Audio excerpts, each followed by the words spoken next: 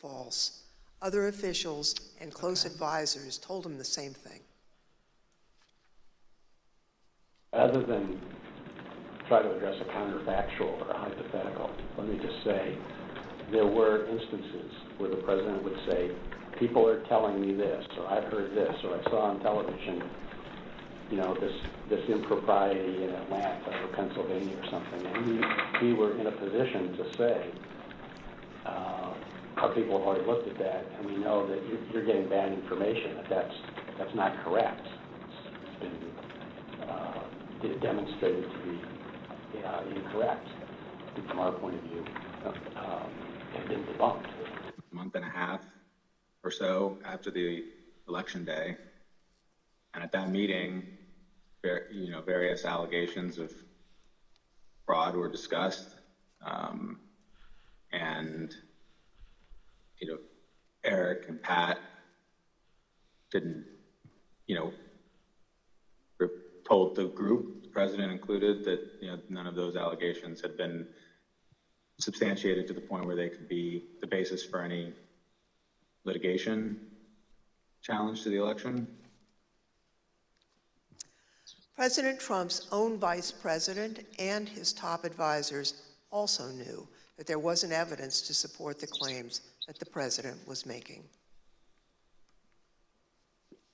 Anyone else other than Mr. Meadows who asked you about the status, outside of your legal group, you know, Mr. Morgan and the others you mentioned, anyone else who asked you the status of what you were finding in your assessment of it?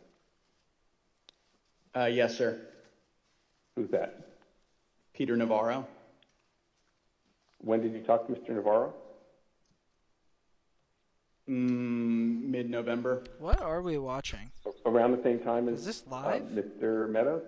Yeah. Yes. They're showing clips Previous of things, right? from they're but I don't think these recall were him asking me public questions interviews. about Okay. Dominion and maybe some other categories of allegations of voter fraud.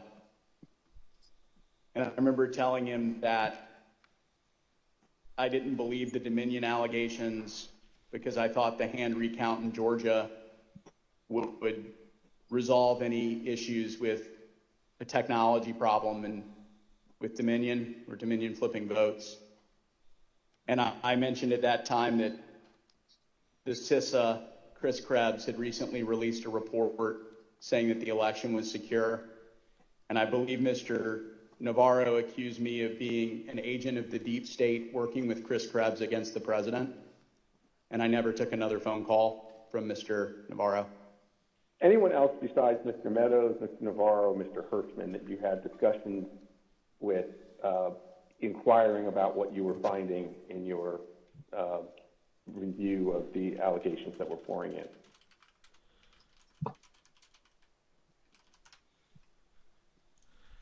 I believe I had about a 15-second conversation with the vice president about it as well.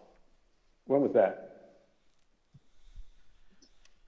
During one of the visits to the White House, I don't know which one.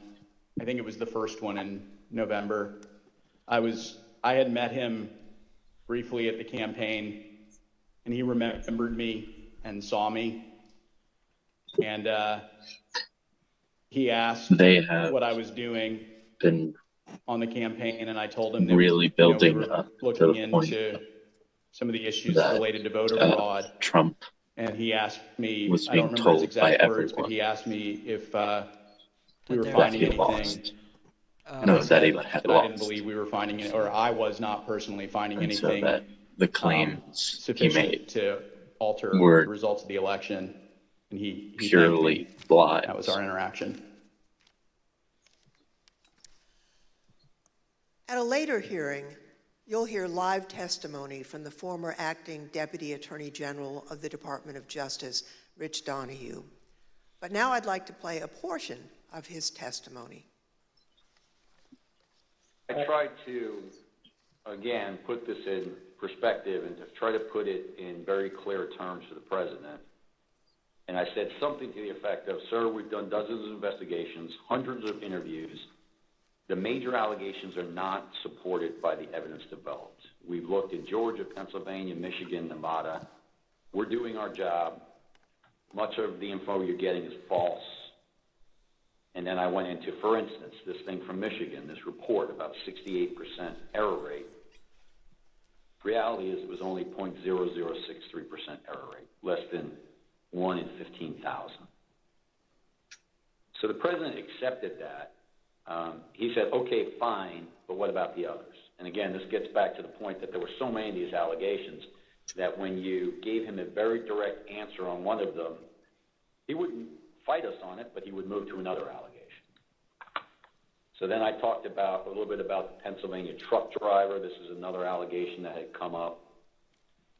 And this claim was by a truck driver who believed, perhaps honestly, that he had transported an entire tractor-trailer truck full of ballots from New York to Pennsylvania. And this was, again, out there in the public and discussed. And I essentially said, look, we looked at that allegation. We looked at both ends, both the people who load the truck and the people who unload the truck. And that allegation was not supported by the evidence. Again, he said, okay. And then he said, no, I didn't mention that one. What about the others? And I said, okay, well, with regard to Georgia, we looked at the tape, we interviewed the witnesses. There is no suitcase. The president kept fixating on this suitcase that supposedly had fraudulent ballots and that the suitcase was rolled out from under the table. And I said, no, sir, there is no suitcase. You can watch that video over and over. There is no suitcase. There is a wheeled bin where they carry the ballots, and that's just how they move ballots around that facility. There's nothing suspicious about that at all. I told them that there was no multiple scanning of the ballots. One part of that allegation was that they were taking one ballot and scanning it through 3 or 4 or 5 times to rack up votes, presumably for Vice President Biden. I told them that the video did not support that. Then he went off on double voting. At the top of the next page, he said, dead people are voting. Indians are getting paid to vote. He meant people on Native American reservations. He said there's lots of fraud going on here. Told him flat out that much of the information he's getting is false and or just not supported by the evidence. I don't know. We look at the US allegations, citizens? they don't pan out. Like, what is the legal Mr. designation Barr of their, and like, his advisors reservations? were not the only ones who 'Cause they're determined separate, that like, the president's nations, aren't they? allegations regarding Dominion voting machines were false. So, Mr. Chairman, I ask unanimous consent to include in the record of this hearing reports issued by the Department of Homeland Security's Cybersecurity and Infrastructure Security Agency, since otherwise 1924. known as CISA, What? that addressed Yes, and what? rejected Native the claims Americans. of manipulation of voting machines Native in the Americans 2020 can vote. election. Oh, okay, I see. Without objection, so ordered. Thank you, Mr. Chairman. I also ask unanimous consent to include in the record a report prepared by the Michigan Senate Oversight Committee that disproved claims of election fraud in Michigan, as well as a statement by 59 of the country's leading election security scientists, noting the absence of any credible evidence that the 2020 election had been altered through technical compromise, and 5 other reports from organizations and individuals confirming there was no widespread fraud in the 2020 election or describing the spread of the former president's lies. Without objection, so ordered. Thank you, Mr. Chairman, and I yield back. Pursuant to the order of the committee for today, the chair declares the committee in recess for a period of approximately 10 minutes.